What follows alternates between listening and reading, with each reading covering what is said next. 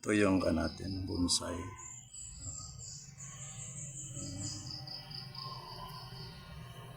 Gawa tayo ng tutorial paano alagain yung paano mag-alaga ng bonsai para sa mga plants lovers. Itinanim ko ito mga 2004, so almost 20 years na to.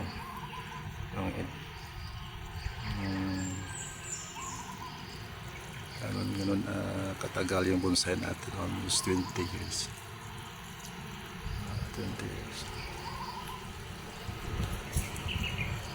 Pag-alaga ng bonsai, yan yung bonsai natin. I-trim natin, alagaan natin. Yan ang gawin natin, alaga ng bonsai. Start na trim. Maliit pa yan. Ganyan pa lang kalaki. Hinawakan kong sanga. Yan ang kalit. 4. Yan. Tinanim ko yan 2004. Ano ngayon? 2024. Almost 20 years na. Yun lang ang pag-aalaga ng bonsai. Constant trim.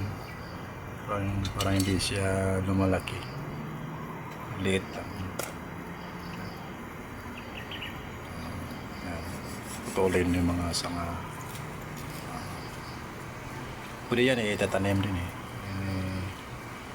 Tanim yung mga branches, yung mga sanga ng bonsai. Pwede yan papagit natin. Gawin natin yan. Ganda siya. Libangan. Pagkakawala ng stress life. Ganyan talaga. Mahilig kasi ako ng mga halaman. Since nagbibinta ako ng mga halaman.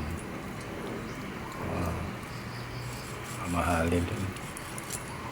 Yun, bonsai may price na yan. 20 years may price na yan. Mahal na yan.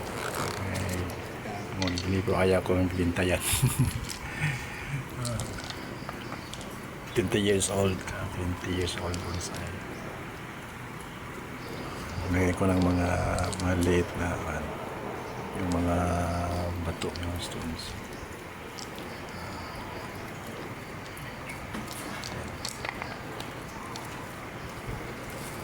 Yun na nga natin.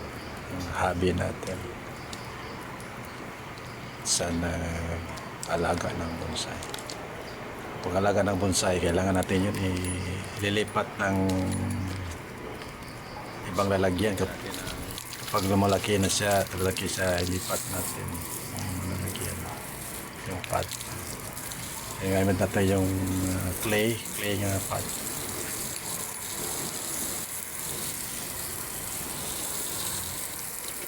Lagyan natin ng tubig. Watering. Paano yan? Yung may-ari na yan, hindi ko yan. Yung may-ari, patay na yan. Patay na yung owner. Patay na siya. Bibinta yan. Patay na yung may-ari. Bonsai buhay pa yan. Almost 20 years. 2004. 20 years. 20-year-old bonsai.